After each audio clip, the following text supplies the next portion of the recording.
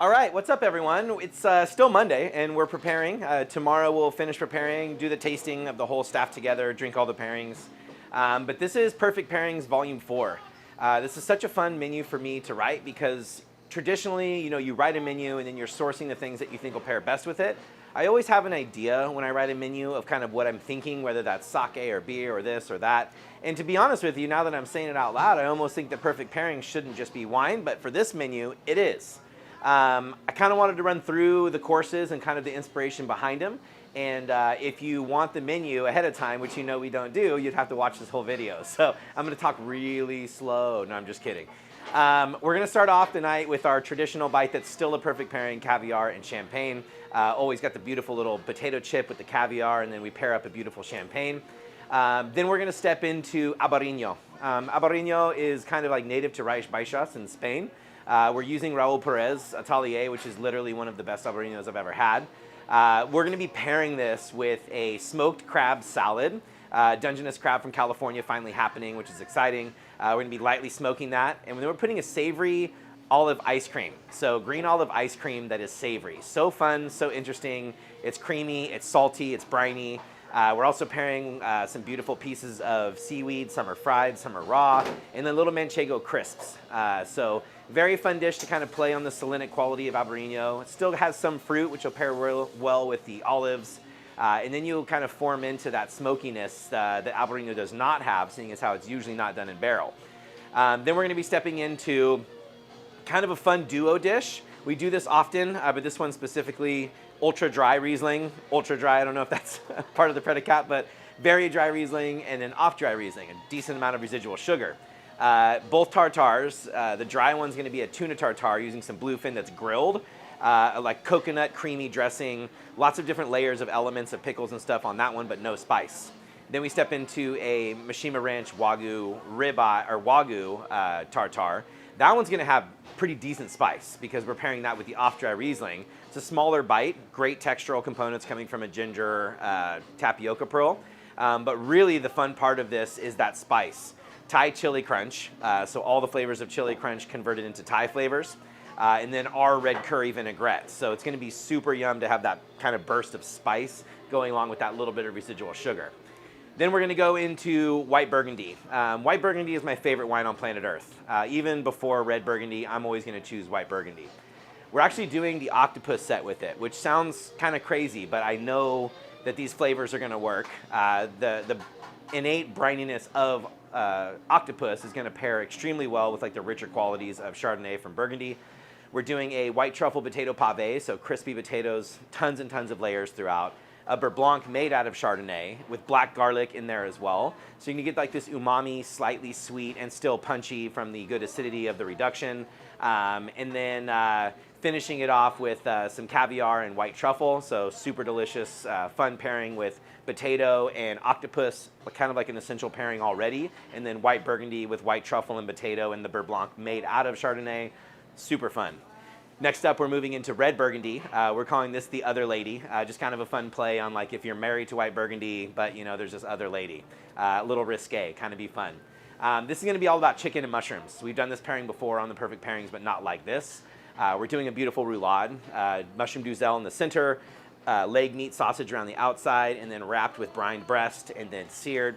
That's going to be paired up with a mushroom risotto and crispy mushrooms. Really fun textural components on this with black truffles. Then we're stepping into Chateauneuf de Pape. First time that we've done this on the Perfect Pairings menu, so it's kind of fun. Albarino too, the first time. This one we're really going to kind of dig into a fun play on cassoulet. Obviously very loosely based on the French dish, but this one all duck. You have a sausage on there, confit, you have duck ham and roasted duck breast, all sitting on top of this beautiful carrot and white bean puree with rosemary and sage. We've already made the puree. It's so good. It's so like memorable. I can't wait for you guys to try it. Some grilled carrots on there too to bring in those kind of depth of flavors. Chateauneuf de Pape is known as like a brighter, lighter style of wine. Maybe not light in stature, but when it comes to the enhanced flavors, it is fruit forward. It's a warmer climate area. So to bring that smoke into those is going to be really fun. I love when you take a brighter, thing like a red wine from a colder or a, more prominently fruit area, and you pair that with smokiness and grilled and the Maillard reaction.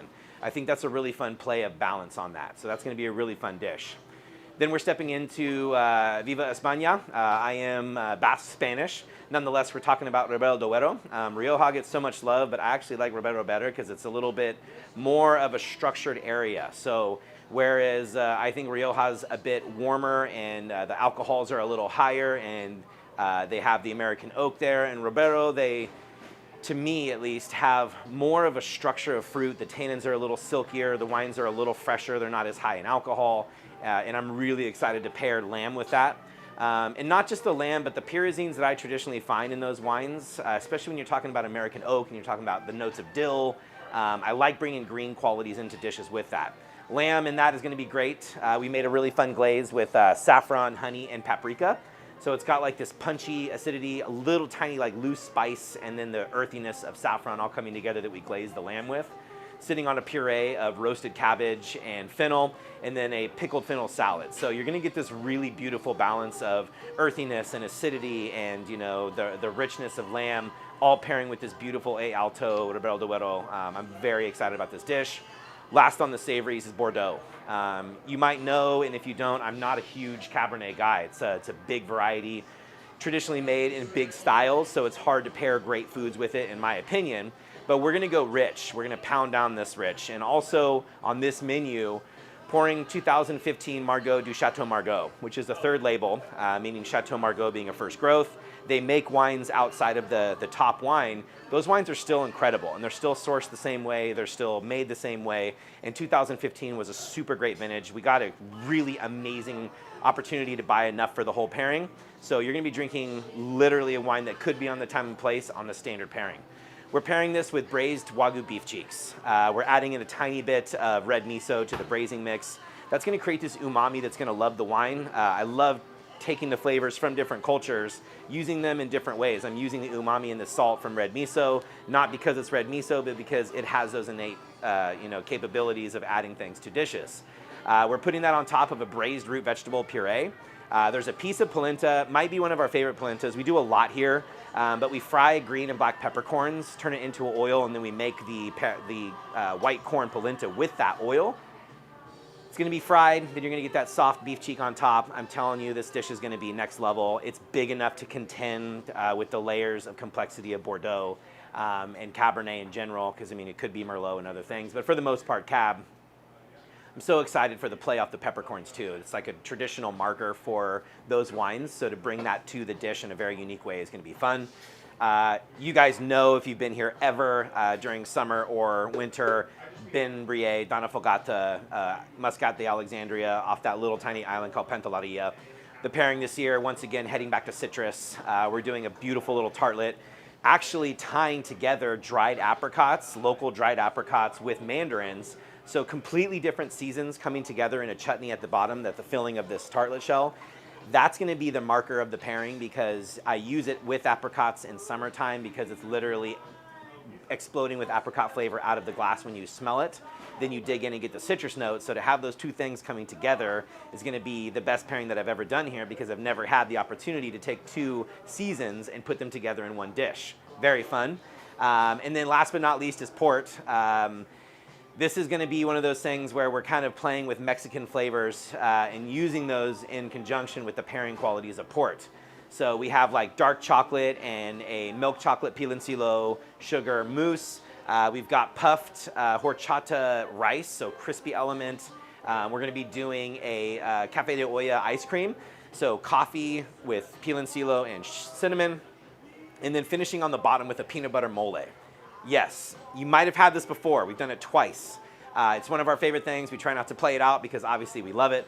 But this has like the lightest amount of spice, tons of richness of flavor, and I think with port, it's gonna literally sing. So super exciting menu. Glad you guys are able to check out the menu, at least in an audio and visual format. We're never gonna print it and put it online because, as you know, expectations ruin your experience here. So trust us to feed you well, and look forward to seeing you for the Perfect Pairings Volume 4.